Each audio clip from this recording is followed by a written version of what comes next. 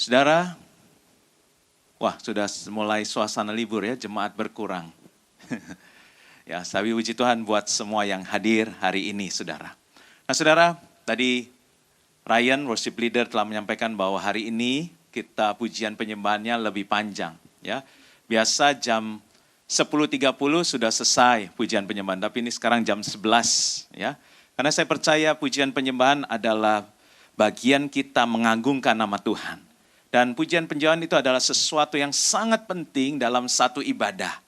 Saudara, selama 3 bulan, yang dari bulan Februari sampai bulan, ya dari sebelum ulang tahun, memang saya merubah tata ibadah, yaitu praise and worship dibikin setengah jam. Karena sebetulnya saya berkorban, saudara. Ya, karena sebetulnya praise and worship setengah jam itu nggak cukup. Tetapi saya rindu jemaat di City of Love ini bisa datang lebih pagi, saudara. Ya, jadi tidak kehilangan praise and worship. Ya. Kemudian saya belajar di satu gereja yang dia selalu on time, dia selalu jemaatnya juga datang pagi ikut praise and worship. Saya tanya bagaimana caranya. Dia mengajarkan bahwa biasanya orang kalau merasa belum khotbah tuh belum terlambat, ya, saudara. Jadi saya percaya di sini enggak seperti itu, saudara. Tapi biasanya jemaat itu kalau belum khotbah belum terlambat katanya. Jadi kalau praise and worship itu enggak apa-apa gitu ya. Nah akhirnya saya bilang, oh gitu. Jadi dia bahkan mengatakan coba dibikin 15 menit aja praise and worship ya. Supaya jemaat merasa, wah kok akhirnya udah khotbah gitu kan. Jadi kan merasa telat gitu. Jadi akhirnya mereka akan berubah. Karena sudah diajarkan, kemudian sudah harus dikondisikan seperti itu. Akhirnya makanya waktu mulai bulan Februari yang lalu saya minta pada tim Praise and Worship, kalian berdoa supaya satu lagu aja sudah, saya percaya pujian itu satu lagu saja sebenarnya sudah membawa hadirat Tuhan. Karena Tuhan hadir di tengah-tengah, di atas pujian umatnya. Nah saudara, dan akhirnya puji Tuhan hari ini saya percaya jemaat sekarang lebih on time. Ya, terima kasih pada Bapak Ibu Saudara yang datang lebih pagi. Boleh beri tepuk tangan buat saudara sendiri. Awal-awal dilakukan jemaat kaget gitu ya. Ada yang datang sudah, saya seingat saya sudah khotbah di sini, mereka lihat jam saudara. Oh, kok udah khotbah gitu ya. Sebetulnya karena ibadah kan sebetulnya memang mulai jam 10.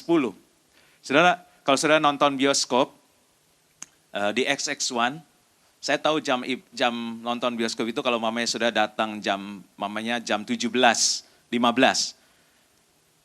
Filmnya akan mulai 17.25, saudara. Ya, percaya saya hobi nonton, saudara. Jadi saya tahu ya.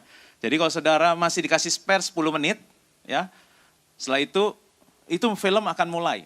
Ya, dan saya percaya nggak ada saudara yang ya nanti aja deh. Filmnya mulai 17.15, 17.25, kita datang 17.45 aja. Saya percaya nggak ada di sini yang nonton seperti itu. Pasti udahlah, walaupun masih ada 10 menit kita datanglah gitu ya. Kita cepat duduk karena kita nggak mau miss ceritanya dari awal sampai akhir gitu. Saudara, sama juga dengan ibadah saudara. Praise and worship itu adalah satu yang penting dalam pujian penyembahan, itu adalah penting dalam ibadah. Karena kenapa kita harus memuji menyembah Tuhan sebelum hati kita siap untuk menerima firman. Karena waktu Tuhan diagungkan tadi seperti yang Ruben nyatakan dalam doa. Saudara, mujizat terjadi itu pada waktu pujian penyembahan, saudara. Waktu kita mengagungkan nama Tuhan ditinggikan. Firman Tuhan mengatakan bangsa Israel diminta untuk menyediakan, membersihkan hatinya, membersihkan tubuhnya, mempersiapkan dalam mezbah, membawa persembahan. Saudara, pujian penyembahan itu membawa persembahan di hadapan Tuhan. Jadi justru mujizat itu terjadi pada waktu pujian penyembahan. Waktu kita mengagungkan nama Tuhan. Kita mengangkat tangan, Tuhan turun tangan, saudara. Ya, jadi pujian penyembahan itu sangat penting dalam satu ibadah. Bahkan mempersiapkan hati kita. Waktu kita memuji menyembah Tuhan, hati kita yang tadinya seperti tanah di pinggir jalan, ya keras gitu ya. Tanah di pinggir jalan kan sering diinjek-injek jadi keras. Atau tadinya ada batu-batunya. Ya, saking kerasnya menjadi membatu. Atau ada yang ada semak durinya. Semua dipulihkan, saudara. Dirubah menjadi hati tanah yang subur. Sehingga waktu firman Tuhan disampaikan, hati kita sudah menjadi tanah yang subur, saudara. Ya, karena itu, saudara, kita perlu datang lebih pagi, kita perlu ikut dalam pujian penyembahan. Ya, karena pujian penyembahan itu benar-benar luar biasa. Kita menyanyikan lagu firman, menyanyikan firman Tuhan. Makanya lagu-lagu yang dipilih oleh Tim Praise and Worship adalah lagu yang mengagungkan nama Tuhan, lagu yang sesuai firman Tuhan. Kita nyanyikan, maka kesembuhan terjadi, mujizat terjadi. Ya, bahkan kita dipersiapkan untuk masuk dalam firman Tuhan. Saudara, mau nanti terus pertahankan seperti ini ya saudara ya. Jadi kita kembali, makanya doa juga kembali sebelum firman. Tadinya saya bikin di belakang, karena kita pikir dicepetin aja. Jadi jam 9.30 10.30 pendeta sudah mulai khotbah ya, untuk mengkondisikan jemaat merasa kehilangan. Kalau merasa kehilangan kan pengen datang, gua nggak mau kehilangan pujian penyembahan, jadi datang lebih pagi. Tapi puji Tuhan berhasil ya. Jadi semua jemaat sekarang sudah siap untuk mendengar firman Tuhan. Nah saudara, sebelum kita mendengar firman Tuhan, saya mau saudara taruh tangan saudara di dada saudara. Saya mau berdoa sekali lagi buat saudara. Tuhan, biarlah hati saya bukan lagi tanah yang di pinggir jalan. Hati saya bukan lagi tanah yang berbatu-batu. Hati saya bukan lagi tanah yang ada semak durinya. Tapi hati saya menjadi tanah yang subur. Sehingga setiap benih firman Tuhan yang ditaburkan akan jatuh di tanah hati saya yang subur dan akan berakar, bertumbuh dan berbuah lebat. Hidup saya dirubahkan. Hidup saya menjadi berkat. Hidup saya menjadi pelaku firman. Di dalam nama Tuhan Yesus. Haleluya. Amin. Saudara, hari ini ada intervensi Tuhan. Harusnya bukan saya yang berkhotbah. Harusnya jadwal dari Ibu Esther Kam. Tetapi beliau berhalangan tidak bisa hadir karena kondisi kesehatan beliau. Nah saudara, jadi ada intervensi Tuhan. Ya, sering-sering dengar intervensi saudara. Karena Tuhan sering intervensi gereja, intervensi kehidupan kita, saudara. Nah, saudara, mari. Saya berdoa, saudara, kita baru ulang tahun yang 9. Kalau anak umur 9 itu masih kecil sih, betul. Tetapi kalau gereja 9 tahun tuh lama loh, saudara. Ya, gereja 9 tahun tuh waktu yang cukup lama. Bayangkan 9 tahun. Siapa yang dari 2010 sudah menjadi jemaat City of Love? Ya, jemaat setia ya. Yang lain 2000 ya, ada ya. Jemaat City of Love ini memang agak susah untuk angkat tangan ya. Apalagi untuk berdiri. Waktu itu saya kan waktu Paniko datang, gembala sidang datang, dia bilang begini. Bagaimana jemaat sekarang? Puji Tuhan, Pak. Sekarang banyak anak muda. Wow, anak muda. Yes, ya. Puji Tuhan, ya. Kemudian makanya waktu Paniko khotbah, coba anak yang di bawah 40 karena saya bilang juga Pak, ini ada 50% yang di bawah 40 tahun, ada yang di atas 40 tahun 50%. Oh, oke. Puji Tuhan. Akhirnya Pak Niko tanya kan, ya. Coba yang di bawah 40 tahun berdiri. Ya, Pak Niko sampai begini loh, Saudara. Terus ngelihat saya, "Mana?" Saudara, saya beberapa orang saya kenal umurnya di bawah 40, enggak berdiri, Saudara. Memang jemaat City of Love itu susah untuk angkat tangan, ngangkat ini, maaf ya. Berat banget gitu saudara. Saya bilang oke, ya udahlah ya, saya ya tanggung jawab saya lah gitu ya. Kemudian aku di altar kong, terus Paniko bilang banyak ini yang berdiri maju, tadi nggak berdiri, ya itulah City of Love Pak. Nah saudara, saya berdoa, saya tanya Tuhan sudah 9 tahun. Tahun depan ini berarti kalau sudah 9 tahun kemarin H+1 dari tanggal 19. Kita ulang tahun kemarin tanggal 19 ya. Berarti kita sudah memasuki tahun ke-10. Ya, Tuhan, apa yang menjadi tanggung jawab saya? Karena saya percaya jemaat itu tanggung jawab saya. Seorang pemimpin gereja memiliki tanggung jawab untuk umatnya. Dulu tuh saya salah nih pemikiran saya dulu. Saya tuh takut punya jemaat banyak. Karena berarti tanggung jawab saya begitu banyak, ngeri gitu. Waduh, kalau banyak itu mendingan sedikit kan gitu ya. Ya, sedikit, jadi gampang ngurusinnya gitu ya. Tapi itu salah, pemikiran salah. Saya percaya Tuhan tahu kesanggupan kita. Ya, jadi sekarang saya tahu, wah saya punya tanggung jawab memasuki tahun ke-10 nih, Tuhan bagaimana, apa yang harus saya sampaikan. Ya, makanya ini masih fresh baru ulang tahun. dan ada intervensi Tuhan, harusnya pendeta yang berkhotbah tiba-tiba beliau dia nggak bisa. Saya juga udah coba tanyakan pada seorang hamba Tuhan, Pak bisa gantiin nggak ini? Ada yang nggak bisa. Nggak bisa, dia udah ada jadwal. Ya berarti saya yang harus menyampaikan. Hari ini saya mau memberikan apa yang menjadi Tuhan memberitahukan, kamu harus sampaikan kepada umatku di City of Love. Dan ini apa yang saudara dengar, coba dibuka hati saudara untuk apa yang Tuhan mau nih buat gerejanya City of Love. Jadi mungkin juga nggak enak didengar, tapi kalau ini tuntunan Tuhan, saya percaya kita mau buka hati kita untuk mendengar apa yang Tuhan mau, saudara. Nah saudara, pesan Tuhan itu saya dapat dari Hagai pasal 1. Ya, Hagai pasal 1 dari satu perikop itu. Judulnya adalah ajakan untuk membangun kembali bait suci. Ya. Tetapi sebelum kita masuk dalam perikop ini, saya mau kita mengerti dulu dan saya mau persepsi saya dengan saudara kita semua sama. Bait suci itu apa sih? Bait Allah itu apa? Bukan yang di Israel sana, karena juga nggak ada sekarang. Ya, kita nggak perlu tunggu pembangunannya, itu urusannya Israel, bukan urusan kita. Nggak ada hubungan dengan kita artinya. Jadi kita perlu mengerti apa yang dimaksud dengan bait suci atau bait Allah. Nah, kita buka di Yohanes 2 ayat 19 sampai 21. Yohanes 2 ayat 19 sampai 21. Firman Tuhan mengatakan, jawab Yesus kepada mereka, rombak. Ya, tolong perhatikan kata ini, rombak bait Allah ini. Dan dalam 3 hari aku akan mendirikannya kembali. Saudara, pada waktu itu sebetulnya Tuhan lagi mau minta pemikiran orang Yahudi itu dirombak. Ya, kamu harus berubah, kamu harus rombak pola pikir kamu tentang bait Allah. Atau sebetulnya tentang segala hal. Dan salah satunya tentang bait Allah. Makanya Tuhan mengatakan rombak bait Allah ini. Maka dalam 3 hari aku akan mendirikannya kembali. Saudara, Tuhan sedang mau kita merombak pola pikir kita.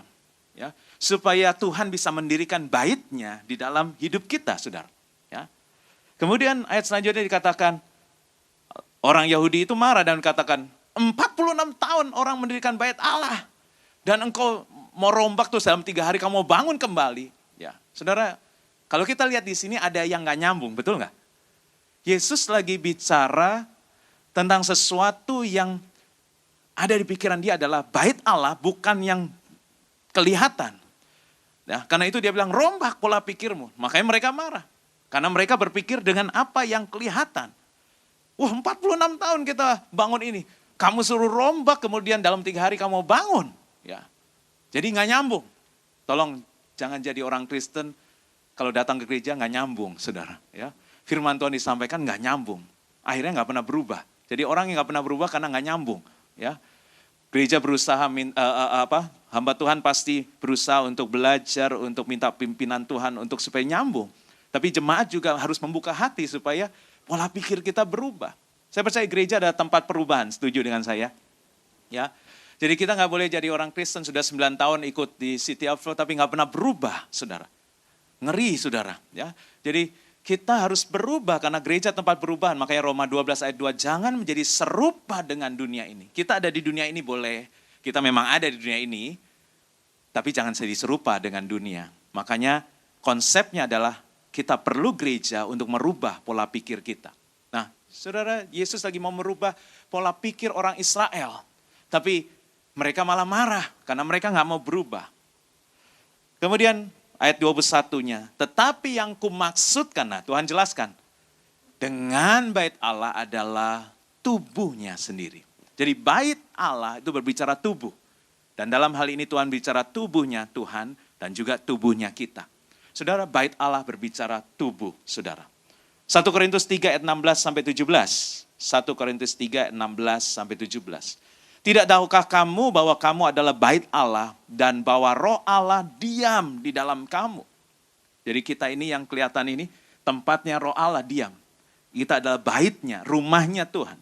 Jika ada orang yang membinasakan bait Allah, maka Allah akan membinasakan dia. Sebab bait Allah adalah apa? Kudus, saudara. Tolong garis bawahi kata kudus. Kalau saudara memakai Alkitab saudara garis bawahi atau di handphone suci saudara coba di highlight. Ya. Bait Allah adalah kudus dan bait Allah itu siapa saudara? Kamu, saudara dan saya, saudara. Kita adalah baitnya. Saudara, bait Allah itu adalah kita. Kalau dalam bahasa aslinya, bait itu Beth. Makanya Indonesia jadi bait. Beth itu adalah bahasa Ibrani yang artinya rumah. Makanya ada Bethlehem, rumah roti. Ya, banyak tempat namanya Beth. Karena rumah Bethsaida, Bethesda, semua itu adalah artinya rumah. Tubuh kita itu adalah rumah Allah. Katakan bersama saya, tubuh saya adalah rumah Allah. Ya, saudara. Saudara, tubuh kita ini tempat rumah Tuhan, saudara. Nah, mari kita lihat. Kita sudah sama persepsi kita bahwa yang kalau nanti kita diajarkan untuk membangun rumah atau baitnya Tuhan, berarti ini tubuh kita. Mari kita masuk ke Hagai pasal 1, ayat 1. Pada tahun yang kedua zaman Raja Darius, dalam bulan yang ke-6, pada hari pertama bulan itu, datanglah firman Tuhan kepada perantaraan Nabi Hagai, kepada Serubabel bin Sealtiel, Bupati Yehuda, dan kepada Yosua bin Yosadak, imam besar bunyinya. Saudara, di sini di ayat 1 dikatakan ada firman Tuhan yang disampaikan oleh seorang nabi. Saya percaya itu pesan Tuhan. Nabi Hagai yang dipakai Tuhan ini menyampaikan kepada 2 orang. Perhatikan di sini ada 2 orang dalam bidang yang berbeda. 2 orang dari latar belakang yang berbeda. Yang pertama adalah seorang bupati, yang kedua adalah seorang imam besar. Bupati berbicara pemerintahan pasti, saudara ya. Nah, pemerintahan berbicara sesuatu yang jasmani. Imam besar itu mewakili gereja. Atau berbicara sesuatu yang rohani. Jadi yang akan Tuhan sampaikan di Hagai pasal 1 ini soal yang jasmani dan rohani. Ya. Makanya dia harus menyampaikan pesan ini kepada 2 orang yang latar belakang yang berbeda. 1 bupati, 1 imam besar. 1 pemerintahan, 1 berbicara gereja. Saudara, peran gereja itu sangat penting buat satu negara, saudara. Kalau saudara tahu ini, saudara pasti akan merasa, wow, kita nih ada bagian yang besar dalam satu pemerintahan, dalam satu negara. Gereja itu selalu dipakai Tuhan. Ada imam, ada nabi, ada raja, saudara. Ya. Nah, saudara, Hagai 1 ayat 2-5, saya akan bacakan. Beginilah firman Tuhan semesta alam, bangsa ini berkata, sekarang belum tiba waktunya untuk membangun kembali rumah Tuhan. Jadi pada waktu itu rumah Tuhan itu, baitnya Tuhan itu runtuh. Jadi mereka merasa belum waktunya. Maka datang firman Tuhan dengan perantara Nabi Hagai bunyinya. Tuhan nanya, kalau memang menurut kamu rumah Tuhan belum waktunya, apakah sudah waktunya kamu menempati rumah kamu yang semuanya enak, sudah baik, ya, dan kamu biarkan rumah ini menjadi reruntuhan. Karena itu perhatikanlah apakah sudah ya rumah ini menjadi reruntuhan. Oleh sebab itu beginilah firman Tuhan semesta alam, perhatikanlah keadaanmu. Saudara lihat di sini Tuhan lagi bertanya atau Tuhan lagi intervensi. Tuhan lagi tanya, coba Nabi Hagai tanyakan pada umatku, ya. Mereka sudah enak, sudah punya tempat tinggal dan Tuhan yang menyediakan tempatnya. Tapi apakah menurut mereka nggak perlu membangun lagi rumah buat Tuhan? Saudara, saya percaya rumah itu sesuatu yang penting. Kita setuju kalau saudara punya rumah. Ada di sini yang nggak punya rumah, walaupun ngontrak pun, tapi rumah ada tempat tinggal. Ya, nggak ada yang nggak punya tempat tinggal ya, saudara. Saudara, dikatakan Yesus itu dikatakan anak manusia itu nggak ada tempat tinggalnya. Ya, katanya serigala aja punya tempat tinggal, tapi Yesus nggak bisa meletakkan kepalanya, saudara. Nah, saudara, kita boleh punya tempat tinggal, dan saya percaya tempat tinggal kita ada yang bagus, ada yang mewah. Tapi bagaimana tempat tinggal Tuhan? Dan Tuhan bicara tadi, rumah Tuhan adalah tubuh kita. Kira-kira Tuhan nyaman nggak tinggal dalam tubuhmu? Kira-kira Tuhan merasa mewah nggak tinggal dalam tubuhmu, saudara? Nah, saudara, kemudian ayat 6 dan 7-nya, ini intervensi Tuhan. Ini yang Tuhan lakukan. Kamu menabur banyak, tetapi akan membawa pulang hasil sedikit. Kamu makan, tapi tidak sampai kenyang. Kamu minum, tapi nggak sampai puas. Kamu berpakaian, tetapi badanmu tidak sampai panas. Dan orang yang bekerja untuk upah, jadi orang yang menerima gaji, dia menerima gaji, tapi seperti menaruh gajinya itu ditaruh di dalam pundi-pundi yang berlubang. Beginilah firman Tuhan semesta alam. Kembali lagi, perhatikanlah keadaanmu. Kita loncat ayat 8, ayat 9 ya. Kamu mengharapkan banyak tapi hasilnya sedikit. Dan ketika kamu bawanya ke rumah, aku menghembuskannya. Oleh karena apa? Demikianlah firman Tuhan semesta alam. Oleh karena rumahku yang tetap menjadi reruntuhan. Sedang kamu masing-masing sibuk dengan urusannya sendiri-sendiri. Ya. Dan aku memanggil kekeringan datang ke atas negeri, ke atas gunung-gunung. Itulah sebabnya langit menahan embunnya dan bumi menahan hasilnya. Aku memanggil kekeringan datang ke atas negeri, ke atas gunung-gunung, ke atas gandum, ke atas anggur, ke atas minyak, ke atas segala yang dihasilkan tanah, ke atas manusia dan hewan, dan ke atas segala hasil usaha. Saudara, kita melihat intervensi Tuhan, ya, menahan berkat, saudara. Menahan berkat. Bahkan mungkin saudara manusia itu paling suka ngelihat berkat. Setuju? Nggak usah bukan orang Kristen. Orang Kristen aja senang berkat ya. Pasti senang berkat ya. Apalagi kalau khotbah berkat aja senang gitu. Siapa mau diurapi terima berkat lipat kali ganda ya. Pasti banyak yang maju saudara ya. Tapi siapa yang mau terima pengurapan menghadapi penganiayaan, pasti nggak ada yang maju saudara. Karena kita terbiasa suka berkat. Tetapi anehnya pola pandang Tuhan sama kita tuh beda. Buat Tuhan, berkat is nothing. Berkat itu sesuatu yang sangat kecil. Berkat itu hanya mengikuti, ya, mengikuti, ya. Jadi buat Tuhan, makanya Tuhan bilang, karena dia tahu manusia sangat suka berkat, dia intervensi dengan orang-orang ini, ya, yang nggak mau membangun rumah Tuhan, akhirnya diintervensi. Mereka menabur, kerja keras, tapi nggak ada hasilnya. Mereka usaha, kayaknya dapat nih, hasilnya gede. Pas dibawa ke rumah hilang, gitu, ya. Mungkin malah pindah ke tetangga, gitu, ya, saudara. Kita ada yang bingung nggak tiba-tiba tetangga kita kok diberkati ya, kok dia tambah sukses, tambah maju, padahal dia bukan anak Tuhan, terus orangnya kayak nggak benar, gitu ya. Tapi kok dia tambah diberkati, seperti itu berkat saudara loh. Cuma pindah karena dihembuskan oleh Tuhan, saudara. Ya, karena buat Tuhan berkat itu nggak apa-apa, biar titip aja, titip dulu ke tetangga. Nanti kalau sudah bertobat baru dikembaliin lagi gitu. Ya, artinya saudara, karena buat Tuhan, karena saudara nggak alert, karena saudara nggak mau perhatikan rumahnya Tuhan, makanya diizinkan seperti itu, ya, diintervensi sama Tuhan. Ya, bahkan dikatakan kamu makan nggak sampai kenyang, minum nggak puas, kemudian berpakaian nggak hangat. Ya, mungkin saya gambarkan kita nggak bisa mengucap syukur gitu ya. Wih, padahal kayaknya makan sih tapi nggak ada rasa ucapan syukur. Kayaknya semuanya kurang gitu, semuanya rasanya ada apa sih ini? Ada yang pernah mengalami seperti itu? Oh nggak ada ya, nggak ada. Ya luar biasa ya. Berarti ini firman buat orang yang di luar. Nah saudara, tidak dapat mengucap syukur. Ya. Kemudian orang bekerja untuk upah, ya bekerja untuk upah yang ditaruh dalam pundi-pundi yang berlubang. Jadi artinya hasilnya gede loh, gede, gajinya gede. Tapi pas dibawa pulang kok hilang gitu ya, nggak cukup ya dalam sebulan. Seperti itu saudara. Nah ini intervensi Tuhan saudara. Nah oleh karena apa dikatakan, demikianlah firman Tuhan semasa, oleh karena rumahku yang tetap menjadi reruntuhan. Sedang kamu masing-masing sibuk dengan urusan rumahnya sendiri. Nah apa yang kita harus lakukan? Ayat 8-nya, Hagai 1 ayat 8.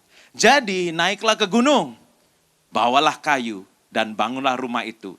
Maka aku akan berkenan kepadanya dan aku akan menyatakan kemuliaanku di situ firman Tuhan. Saudara, nggak usah bingung. Kita nggak perlu naik ke gunung apa Pak, ya nggak usah bingung. Tapi kita lihat arti dari ayat ini. Naik ke gunung bawa kayu. Berarti kalau naik ke gunung nanjak apa jalannya nanjak ya? Naik ya ke atas ya. Nanjak itu berat. Saya pernah naik ke Gunung Sinai, katanya seperti naik tangga 70 gedung 70 tingkat, saudara. Ya, tengah malam pada waktu itu tangganya kecil-kecil, saudara. Berarti ada ribuan tangga, saudara. Berat. Saya percaya, saya nggak bawa kayu, saya nggak bawa apa-apa pada waktu itu. Istri saya pun nggak saya gandeng, saudara, karena digandeng sama orang Beduin, saudara ya. Karena mereka harus dibantu katanya, gitu. Nah, saudara, nggak bawa apa-apa aja berat, saudara, ya. Apalagi kita suruh bawa kayu, berarti kita berbicara sesuatu yang nggak mudah, Tapi harus dilakukan. Satu usaha yang harus kita kondisikan, harus kita sengaja lakukan.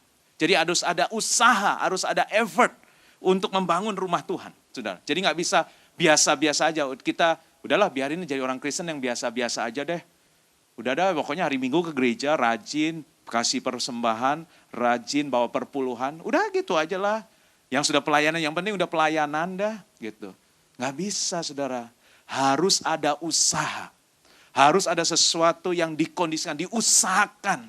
Ya, berat, iya berat. Ya, kesampurna itu berat, kata orang yang diajak datang ke Sampurna di hari biasa, saudara. Ya, katanya macet Pak. Ya, tapi ini harus dikondisikan, harus diusahakan, saudara. Ya, karena kita sedang mau membangun rumah buat Tuhan, hal yang rohani. Saudara, tadi kita bicara hal yang jasmani, rumah yang jasmani, kau sudah terima. Kau sudah boleh nikmati, bukan gak boleh menikmati, tapi jangan lupa rumah rohanimu. Ya, gereja harus berbicara tentang sesuatu yang rohani. Ya, gereja harus mengingatkan umatnya untuk sesuatu yang rohani. Nah, bagaimana langkah awalnya? Membawa kayu naik ke gunung. Roma 9 ayat 13. Ya, Roma 9 ayat 13. Seperti ada tertulis, aku mengasihi Yakub tetapi membenci Esau. Saudara, kalau kita baca ayat ini ada sesuatu yang janggal ya. Ada sesuatu yang aneh. God is love. Tuhan itu kasih. Tapi kenapa Tuhan membenci orang gitu? Kayaknya ada sesuatu yang nggak sesuai dengan karakter Tuhan. Tuhan itu mengasihi. Tuhan itu mengasihi, bukan membenci. Tapi kenapa ada satu orang yang namanya Esau, dia dibenci oleh Tuhan? Ya, ini ditulis di Alkitab, sudah berarti ini benar Allah atau Tuhan itu membenci Esau. Nah, apa yang terjadi? Apa yang Esau lakukan sampai Tuhan membenci Esau? Mari kita lihat kejadiannya di kitab Kejadian 25 ayat 29, mulai ayat 29. Pada suatu kali Yakub sedang memasak sesuatu. Lalu datanglah Esau dengan lelah dari padang. Kata Esau kepada Yakub, berikanlah kiranya aku menghirup sedikit dari yang merah-merah itu. Karena aku lelah. Itulah sebab namanya disebutkan Edom. Tetapi kata Yakub, jualah dahulu kepadaku hak kesulunganmu. Wow, saudara. Ini Yakub nih memang orang yang tanda kutip licik ya saudara ya. Sahut Esau, sebentar lagi aku akan mati. Apakah gunanya bagiku hak kesulungan itu? Kata Yakub, bersumpahlah dahulu kepadaku. Maka bersumpahlah ia kepada Yakub. Aduh, enteng banget. Dan dijualnyalah hak kesulungannya itu kepadanya. Lalu Yakub memberikan roti dan masakan kacang merah itu kepada Esau. Ia makan dan minum, lalu berdiri dan pergi. Kita baca sama-sama kalimat terakhir. Demikianlah Esau memandang ringan hak kesulungan itu.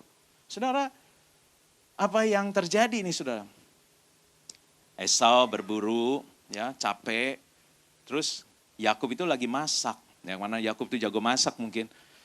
Karena wangi masakan, biasanya orang kalau lapar, kecium bau wangi masakan, tambah lapar kan saudara. Saudara, ini cuma soal perut saudara. Ini cuma soal perut, soal yang jasmani. Kemudian, dasar si Yakub ini memang licik, ya. Dia bilang gini, lu mau jual dulu hak kesulunganmu ini. Nah lihat jawaban dari Esau. Buat apa nih hak kesulungan? Gak ada artinya. Toh gue juga bisa mati kalau gue gak makan. Padahal gak mungkin mati saudara kalau dia gak makan pun. Saudara, tapi inilah dikatakan Esau memandang rendah atau memandang ringan sesuatu yang rohani. Perhatikan di sini. Saudara, Esau menganggap makanan atau dia takut mati itu sesuatu yang jasmani, ya, lebih penting daripada sesuatu yang rohani. Ya. Dia tidak anggap sesuatu yang dia terima, yang dia pegang. Hak kesulungan, saudara tahu hak kesulungan? Kalau saudara bisa mengenal Tuhan, saudara ada di gereja ini, saudara itu mendapat hak kesulungan, saudara. Ya, karena kan dikatakan yang sulung harusnya Israel, tapi karena mereka menolak Tuhan, kita menjadi yang sulung. Berarti kita memiliki hak kesulungan. Kita menerima keselamatan itu hak kesulungan. Ya. Berbicara sesuatu yang rohani. Nah, Esau tidak menganggap hal yang rohani penting. Dan Tuhan mulai membencinya dan Esau kehilangan hak kesulungan. Saudara tahu, coba perhatikan di sini ceritanya nih. Ceritanya berlanjut kan? Ceritanya berlanjut. Dia sumpah loh, sampai sumpah. Dan sangat enteng dia mengatakan sumpahnya. Yaudah, pokoknya ambil aja. Dan satu hari si papanya dari mereka berdua, Ishak, itu mau memberkati, mau memberikan hak kesulungan. Akhirnya dia panggil Esau. Ya, saya percaya papanya nggak tahu pernah ada kejadian seperti ini, ya, bahwa ternyata Esau sudah menjual hak kesulungan, dia nggak tahu. Ya, kemudian Esau dipanggil, Esau, aku mau memberikan blessing, aku mau memberikan hak kesulungan kepadamu. Ya, sekarang kamu berburu, ya, berburu cepat. Kalau udah gitu kamu masak yang enak, kamu bawa, ya, dan Papa akan berikan berkat buat kamu. Ya, blessing buat kamu. Hak kesulungan akan aku berikan kepadamu. Wah, cepat dia excited. Dan Esau lupa pasti. Dia nggak ingat tuh, dia pernah jual hak kesulungannya. Ya, dia nggak ingat tuh. Ya, dia lupa akan peristiwa itu. Ya, karena, oh iya ya, dia excited. Ya, kalau nggak kan pasti dia bilang, aduh Pak, sorry, gue udah jual ke si Yakub gitu. Enggak tuh, dia nggak ngomong gitu. Dia excited. Ya, aku mau. Ya, cepet. Dia langsung berangkat, dia langsung berburu, saudara. Nah, inilah ada intervensi Tuhan lagi. Ya, Tuhan tuh selalu intervensi. Bisa-bisanya istrinya si Ribka dengar, nguping. Ya, ini suamiku memberi berkat sama Esau. Nggak bisa, aku harus. Mungkin Ribka juga nggak tahu. Ya, Yakub pernah membeli atau Esau pernah menjual ke Yakub, tapi dia ini intervensi Tuhan. Coba bayangkan situasi itu. Langsung dia bilang sama Yakub, cepat, Mama masakin yang enak, kamu cepat ambil binatang, sembeli, ambil kulitnya, pakai, kemudian kamu bawa masakan supaya kamu yang dapat berkat, saudara. Dan benar, akhirnya terjadi. Dia datang, diberkati. Dia keluar, Esau datang, benar nggak itu? Ya, bayangkan. Cuma gara-gara sedikit saja, miss-nya sedikit banget. Waktunya beda tipis, sudah. Tapi karena intervensi Tuhan. Karena Tuhan nggak mau. Esau nggak boleh terima hak kesulungan. Dia sudah menolak sesuatu yang rohani. Dia nggak boleh terima. Walaupun Yakub licik, oke. Walaupun ada penipuan di dalam hal ini. Tapi lihat, seseorang yang mau mendapatkan sesuatu yang rohani, yang tidak anggap ringan. Bahkan dia menganggap ini sesuatu yang sangat penting sampai nipu, saudara. Ya, saking pengennya dapat hal yang rohani itu. Itu yang Tuhan lihat. Itu yang Tuhan lihat. Mungkin apa prosesnya tidak baik, tetapi karena kerinduan dia yang luar biasa, itu yang dianggap Tuhan sampai mengasihi penipu ini. Tuhan mengasihi Yakub, tapi membenci orang yang tidak menganggap sesuatu yang rohani itu penting. Nah, saudara, hal yang pertama kalau kita mau naik ke gunung membawa kayu, sesuatu usaha apa yang harus kita lakukan? Mari jangan menganggap ringan atau memandang rendah hal yang rohani. Bahkan jangan kita lebih mementingkan hal yang jasmani daripada hal yang rohani, saudara. Saudara, saya pernah meeting dengan seseorang yang sangat sibuk. I know him, I know dia sangat sibuk, saudara. Tapi dia pada waktu itu janjian sama saya, ya. Kemudian dia datang, walaupun agak terlambat, saudara. Kemudian nggak sengaja saya ngintip catatan agenda dia. Dan tertulis di situ meeting dengan gembala, gitu, saudara. Jadi saya lihat, oh ternyata dicatat loh. Pantesan, tetap di tengah-tengah kesibukannya, dia datang. Walaupun agak terlambat, ketemu dengan saya. Ya. Cuma sayangnya nggak ada di situ di agendanya menara doa. Ya. Jam 1 sampai jam 3. Makanya dia nggak pernah datang. Saudara, kalau kita menganggap sesuatu penting, seperti dia menganggap ketemu dengan saya itu penting, dia tulis di agendanya. Ya. Kalau saudara menganggap sesuatu yang rohani itu penting, pasti hal-hal yang rohani akan ada di dalam agenda saudara. Dalam jadwalnya saudara. Ya. Ada dalam kehidupan saudara. Ini harus dicatat karena ini penting. Aku akan harus kondisikan, aku harus usahakan, aku harus effort, aku harus usaha. Mau macet gimana pun, mau izin kayak gimana pun dari kantor atau apapun, pasti aku akan usahakan. Ya.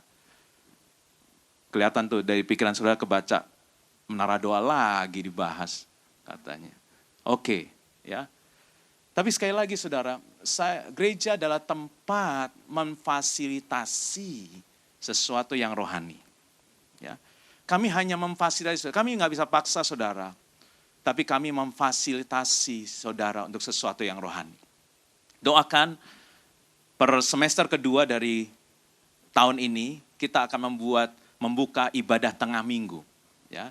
Doakan saudara, mulai bulan Juli setelah Lebaran, kita akan buka ibadah tengah minggu hari Rabu malam, ya, tengah minggu, namanya juga tengah minggu. Karena saya merasa bahwa pesan Tuhan adalah bangun, umatku harus punya menjadi rumah Tuhan. Rumah Tuhan adalah, baitnya Tuhan adalah tubuh kita. Mereka harus punya level rohani yang naik. Itu tanggung jawab seorang pemimpin dalam satu gereja, saudara. Kita mau buat ibadah tengah minggu. Ya. Saya percaya pasti nanti saya akan dengar, macet Pak. Memang paling macet, saudara. Daerah sini tuh, oh yes. Tapi itulah namanya naik ke gunung bawa kayu, saudara. Ya.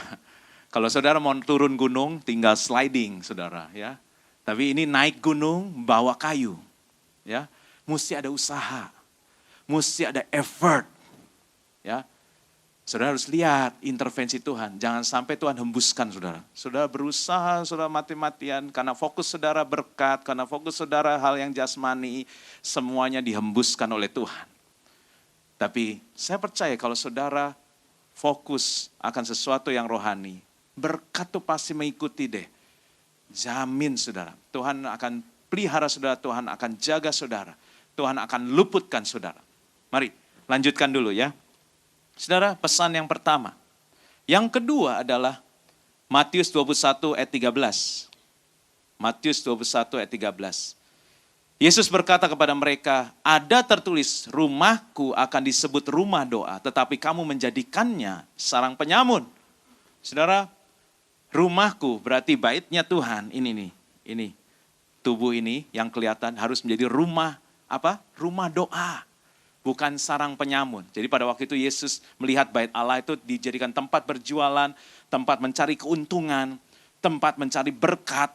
Ya, jadi orang datang ke bait Allah untuk mencari berkat. Akhirnya Tuhan marah di situ, mereka berdagang di situ dengan licik, dengan menipu. Akhirnya mengambil keuntungan, diputar balikan meja, penukar uang dikatakan. Tolong jangan ambil ayat ini untuk bolak-balikin meja ya saudara ya. Jangan karena, Tuhan Yesus saja balikin meja. Kalau gitu apa-apa balikin meja. Ya. Saudara, saya pernah datang di satu conference, pendeta semua sudah, pendeta semua. Ya. Tapi pada waktu itu makanan, waktu jam 12 siang terlambat. Konsumsinya terlambat. Itu meja konsumsi penuh hamba-hamba Tuhan. Dan mereka siap untuk membalikin mejanya konsumsi. Mungkin ada ayatnya karena mereka merasa itu ayat-ayatnya harus dibalikin di meja gitu. Tolong, ya itu pendeta sama pendekar itu memang beda tipis, saudara. Ya. Mereka itu penuh api kali ya. Jadi panas, bawaannya panas terus. Pendeta tuh bawaannya panas karena penuh api gitu. Tapi nggak tahu api Roh Kudus atau api neraka. Kita nggak tahu, saudara. Jadi dia panas, waduh sampai ngeri banget ya. Dia mau balikin itu meja, saudara. Ya, udah saya nggak ikut-ikut deh, saudara. Memang lapar sih, tapi jangan seperti itu, saudara ya. Saudara, dikatakan rumahku jangan dijadikan sarang penyamun. Sarang penyamun itu dalam bahasa Inggris den of thieves. Thieves ya. Sarang maling. Siapa di sini yang mau rumahnya jadi sarang maling? Ya. Saya punya teman, dia cerita. Dulu dia tinggal di rumah, sekarang pindah ke apartemen. Saya bilang kenapa pindah? Jadi waktu dia tinggal di rumah itu, tiba-tiba ada seorang preman, ya, cukup terkenal preman itu, dia pindah ke sebelah rumahnya. Dia bilang, aduh, jejeran rumahnya. Sampai jam 2, jam 3 mereka tuh rame terus. Wah, nongkrong, mabok-mabok di depan pagar dia gitu. Kadang-kadang kita mau pulang aja mereka nongkrong gitu. Saya bilang kamu nggak tegur, berani negor gitu. Udah bagus dia di luar, jangan-jangan dia masuk lagi nantinya. dia nggak tahan airnya, dia jual tuh rumah ke preman itu juga. Pinter juga tuh preman kali ya, sengaja. Udah anak buahnya suruh nongkrong di sebelah terus, 24 jam, akhirnya nggak bisa tidur, dijual murah, saudara. Ya mau nggak mau dia jual, ya udah jual murah, akhirnya dia pindah ke apartemen. Saudara, punya tetangga, sarang penyamun aja susah loh saudara. Apalagi kalau Anda tinggal bersama menjadi sarang penyamun. Saudara, Tuhan juga nggak nyaman tinggal di hatimu kalau hatimu itu menjadi sarang penyamun. Dia mau hati kita, tubuh kita ini menjadi rumah doa, saudara. Rumahku harus disebut rumah doa. Cuma 3 huruf, simple, bahkan saking simpelnya kita malas untuk melakukan, tapi itu yang Tuhan mau. Kita mau tubuh ini menjadi rumah doa, saudara. Rumah doa. Saudara, kita harus belajar. Saya pun lagi mengusahakan diri saya. Ambil bagian. Karena rumah doa. Doa itu sangat penting. Ya. Puji Tuhan sih, rumah doa kita terus berjalan. Yang paling setia Oma. Ya, Oma nggak pernah nggak setia gitu. Doa terus gitu ya. Ya, dia kalau udah doa aja nggak bisa stop, saudara. Ya, pernah lagi doa saya pegang-pegang mi gitu ya. Dia doa terus, sampai saya goyang gitu. Dia doa terus, akhirnya saya udah diamin aja gitu. Dia nangisin saudara loh, saudara. Ya, jemaat dia nangisin setiap hari. Ya, dia nangis gitu, Tuhan tolong gitu ya. Karena dia kok nggak ada yang doa gitu ya. Ya dia nangis, saudara. Dia yang sakit didoain, yang berbeban berat. Pokoknya kadang-kadang saya sampai nggak mau kasih tahu kalau ada masalah gitu ya. Bebannya tambah berat, kasihan gitu ya. Karena dia ambil itu jadi beban dia, saudara. Ya. Saudara, bagaimana caranya supaya kita nggak jadi sarang penyamun? Matius 6 ayat 24. Matius 6 ayat 24. Tak seorang pun dapat mengabdi kepada 2 tuan. Karena jika demikian, ia akan membenci yang seorang dan mengasihi yang lain. Atau ia akan setia kepada yang seorang dan tidak mengindahkan yang lain. Kamu tidak dapat mengabdi kepada Allah dan kepada Mamon, saudara. Saudara, ini luar biasa loh yang namanya Mamon ini. Ada saingan Allah, ya. Bayangin Allah punya saingan satu aja namanya Mamon, saudara. Hebat banget ini. Jadi cuma satu di dunia ini yang menjadi saingannya Allah, Mamon. Mamon itu adalah roh cinta uang. Siapa di sini cinta uang? Ya, ada yang angkat tangan di belakang, ampuni itu ya. Saudara, cinta uang.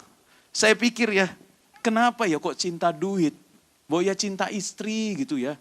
Atau cinta suami, ngapain cinta duit? Coba saudara yang cinta uang, jadi salah. Coba keluarkan 100.000 dari dompet saudara. Kemudian saudara cium-cium itu duit. Saking cintanya, saudara. Saya percaya nggak ada yang mau cinta duit ya. Nggak ada yang mau cium-cium duit. Ada yang di sini kalau di rumah cium-cium duit gitu ya. Duit, duit diciumin. Mau oke lah, Pak, uang rupiah kotor, dolar. Siapa di sini yang di rumah nyiumin dolar? Ya, cepean dolar, 1000-an. Ada ya 1000-an dolar ada ya? Oh nggak ada ya? 100 kan ya adanya ya? Oke. Ya, belum pernah tahu soalnya. Nah saudara, kita aja persembahan tuh habis persembahan, makanya saya juga bingung ya, persembahan tuh mungkin orang saking geli ya sama duit ya. Diuntel-untel gitu ya. Duit itu ya waktu persembahan itu diuntel-untel sampai yang ngitung persembahan di sono tuh ya pelan-pelan gitu. Mereka minta, Pak tolong beli setrikaan Pak. Jadi ngitung duit mau disetrika gitu. Habis duitnya diuntel-untel. Kan kata firman Tuhan tangan kiri gak boleh tahu tangan kanan. Jadi diuntel-untel gitu ya. Gak perlu saudara, gak perlu. Kalau mau memberikan tuh lipat sekali aja, gak usah diuntel-untel saudara. Masukkan gitu. Jadi membantu, kasihan yang ngitung persembahan saudara. Nah saudara, kita habis pegang duit aja pasti cuci tangan. Ya, harusnya memang kita gak cinta uang. Yang harusnya cinta suami atau cinta istri, cinta orang tua, cinta anak, atau cinta mengasihi sesama kita, bukan cinta duit. Makanya tapi anehnya, Mamon, cinta uang ini bisa menjadi saingannya Allah. Wow saudara, bahkan Tuhan bilang, kamu gak bisa mengabdi kepada 2 tuan, cuma bisa salah satu gitu loh. Kamu harus pilih salah satu, mau uang, mau mamon, atau mau Allah. Ya. Mau cinta uang atau cinta Tuhan, saudara. Nggak bisa dua-duanya, saudara. Makanya sampai Tuhan bilang begini ya, di Matius 6 ayat 21. Karena di mana hartamu berada, di situ juga hatimu berada. Saudara, Tuhan sampai ngomong gitu loh, saudara. Soalnya dia tahu banget loh, dia tahu banget tentang kita, saudara. Di mana harta kita berada, di situ juga hati kita berada. Makanya kadang-kadang karena Tuhan pengen banget hatimu, yang diambil apanya? Hartamu, saudara. Ya, sebetulnya Tuhan nggak mau utak-atik hartamu. Buat Tuhan sekali lagi Tuhan, harta itu nggak ada artinya buat Tuhan.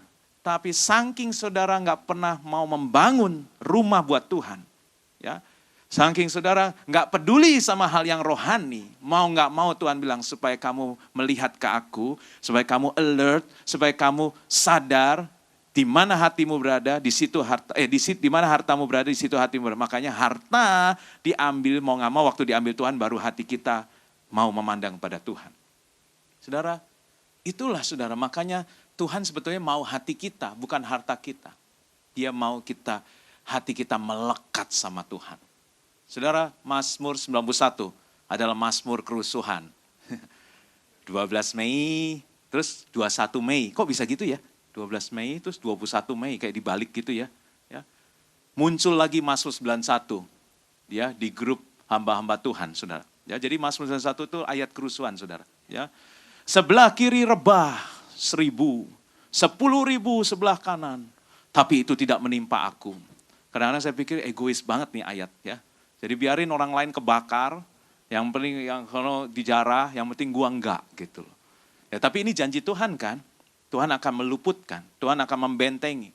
Tapi kita harus tahu kuncinya mulai tanggal ayat 14, semua dari ayat 1 sampai ayat 13 akan terjadi waktu ayat 14 itu memang ada dalam hidupmu. Yaitu sungguh hatinya melekat kepadaku, maka aku akan meluputkannya. Aku akan membentenginya sebab ia mengenal namaku. Jadi bukan berarti asal kita bacakan Mazmur 91 selesai, tetapi saudara mengenal nggak nama Tuhan? Saudara tahu nggak apa yang Tuhan mau dalam hidupmu? Hatimu dia mau melekat kepadanya. Kemudian ayat selanjutnya dikatakan, bila ia berseru, berarti dia berdoa, aku akan menjawab. Aku akan menyertai dia dalam kesesakan. Memang mengalami kesesakan, tapi aku akan meluputkannya dan memuliakannya. Ayat 16, dengan panjang umur akan kukenyangkan dia dan akan kuperlihat kepadanya keselamatan daripadaku. Saudara, akan terjadi keselamatan. Akan diluputkan, akan dibentengi, asal hati kita melekat sama Tuhan. Amin, saudara. Saudara, Tuhan mau hati saudara melekat kepada Tuhan. Biasa yang terjadi biasanya pada waktu belum berhasil, biasa belum sukses, itu kayaknya rajin gitu ya. Dalam doa, dalam ibadah, tapi udah sukses mulai hilang saudara. Ya. Saudara, karena itu saudara mari Tuhan mau hati kita melekat sama dia. Ya. Mari sebagai penutup 2 Korintus 6 ayat 16 sampai 18. 2 Korintus 6 ayat 16 sampai 18. Apakah hubungan bait Allah dengan berhala? Karena kita adalah bait dari Allah yang hidup menurut firman Allah ini. Lihat di sini.